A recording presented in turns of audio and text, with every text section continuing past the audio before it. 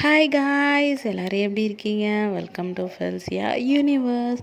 So இன்றைக்கி நம்ம என்ன பார்க்க போகிறோம் அப்படின்னா எக் ஃப்ரைட் ரைஸ் தான் பார்க்க போகிறோம். ஸோ அதுக்கு தேவையான பொருட்கள்லாம் பார்க்கலாம்.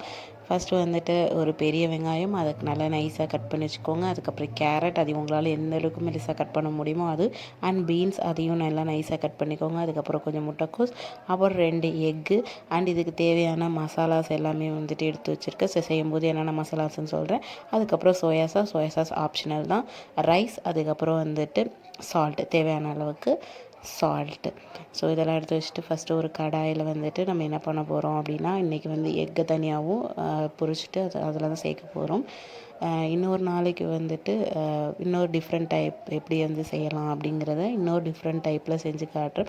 ஸோ இன்றைக்கி வந்துட்டு என்ன பண்ணுறோம்னா, எக்கை தனியாக தான் பொரிக்கிறோம். ஸோ கொஞ்சம் எண்ணெய் ஊற்றிட்டு அதில் வந்துட்டு 2 எக்கை வந்து உடச்சி ஊற்றிட்டு வந்துட்டு சால்ட் அண்ட் பெப்பர் ஆட் பண்ணுறேன்.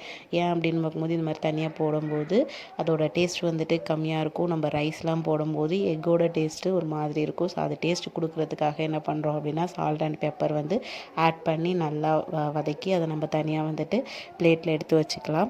ஸோ எடுத்து வச்சுட்டு அதே கடாயில் திரும்ப வந்துட்டு நம்ம செஞ்சுக்கலாம். ஸோ அதே கடாயில் நம்ம திரும்ப கொஞ்சம் எண்ணெய் ஊற்றிட்டு ஸோ நம்ம கட் பண்ணி வச்சுருக்க ஆனியன், ஸோ ஆனியனை வந்து என்ன பண்ணுறோம் அப்படின்னா நம்ம வந்து சேர்க்க போகிறோம். ஸோ சேர்த்து நல்லாலாம் அது வதங்க வேணாம், ஓரளவுக்கு அது கலர் மாறுற மாதிரி மட்டும் நல்லா வதக்கிக்கோங்க. நல்லா வதங்குனுச்சு அப்படின்னா ஃப்ரைட் ரைஸ்க்கு கொஞ்சம் நல்லா இருக்காது. ஆனியனை வந்துட்டு வதக்கிக்கோங்க. வதக்கிட்டு அதுக்கப்புறம் நம்ம கட் பண்ணி வச்சுருக்க கேரட் அண்ட் பீன்ஸ் சேர்த்து வதக்கிக்கோங்க.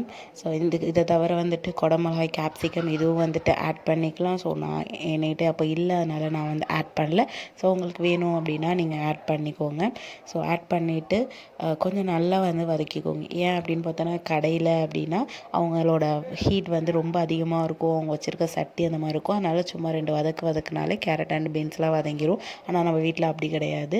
ஸோ அதனால் என்ன பண்ணுங்கள் அப்படின்னா, கொஞ்சம் நல்லாவே வந்துட்டு கேரட் பீன்ஸ் போட்டதுக்கப்புறம் கொஞ்சம் வதக்கிக்கோங்க. அதுவும் கொஞ்சம் லைட்டாக கலர் மாறுறது தெரியும். அந்த கலர் மாறுற வரைக்கும் நல்லா வதக்கிட்டு முட்டைக்கோஸை லாஸ்ட்டாக சேருங்க. லாஸ்ட்டாக சேர்த்தால் தான் நம்மளோட ஃப்ரைட் ரைஸ்க்கு டேஸ்ட்டாக இருக்கும். ஃபஸ்ட்டே சேர்த்துட்டிங்கன்னா அது நல்லா வதங்கிடும். வதங்கிட்டு அப்படின்னா அந்த ஒரு கிறிஸ்பினஸ் அந்த மாதிரி ஒரு டேஸ்ட் வந்துட்டு அதில் வராது. ஸோ அதனால் என்ன பண்ணுங்கள் அப்படின்னா, முட்டைக்கோஸ் வந்து கடைசியாக சேர்த்து சும்மா லைட்டாக மட்டும் கிளறிட்டு அதுக்கப்புறம் நம்ம வச்சுருக்க எல்லா மசாலாஸையும் வந்துட்டு ஆட் பண்ணிக்கோங்க. ஸோ நான் இன்றைக்கி என்னென்ன மசாலாஸ்லாம் வந்துட்டு எடுத்திருக்கேன் அப்படின்னு பார்த்தோன்னா, மஞ்சள்தூள், மிளகாய்த்தூள், லைட்டாக மல்லித்தூள், பெப்பரு, கரம் மசாலாஸ், அதுக்கப்புறம் வந்துட்டு ஏதாவது சிக்கன் மசாலாஸ் இதெல்லாம் இருந்தால் அதையும் வந்து எடுத்துக்கோங்க. அதுவும் போட்டிருக்கோங்க. ஸோ அதையும் போட்டுட்டு தேவையான அளவுக்கு சால்ட், ஸோ அதை போட்டுட்டு நல்லா வந்து வதக்கிக்கோங்க. அதோட மசாலாவோட பச்சை வாசம் போகிற வரைக்கும் நல்லா வதக்கிட்டு நம்ம எடுத்து வச்சு தேவையான அளவுக்குள்ள ரைஸை எடுத்துக்கோங்க. இன்றைக்கி நான் நார்மல் வீட்டில் வந்து வடிக்கிற ரைஸ் தான் வந்துட்டு நான் போட்டிருக்கேன். ஸோ பாஸ்மதி ரைஸ் வேணாலும் போட்டுக்கலாம். ஸோ அது மாதிரி soya sauce, chilli sauce, tomato sauce எது வேணாலும் வந்துட்டு போட்டுக்கலாம். நான் இன்றைக்கி சோயா சாஸ் மட்டும் ஆட் பண்ணிக்க, ஜஸ்ட் ஃபார் டேஸ்ட்டுக்கு. நீங்கள் உங்களுக்கு அது மாதிரி சோயா சாஸ் வேணாம், ஹெல்தி இல்லை அப்படின்னு நினச்சிங்க, டேஸ்ட் வேணாம் அப்படின்னா நீங்கள் அதுவும் சேர்க்க வேணாம். அப்புறம் ஃபைனலாக நம்ம பொரிச்சு வச்சுருந்த எக்கையும் போட்டு நல்லா பரட்டிக்கலாம். ஸோ அவ்வளோதான் எக் ஃப்ரைட் ரைஸ். பாய், இன்னொரு வீடியோவில் பார்க்கலாம்.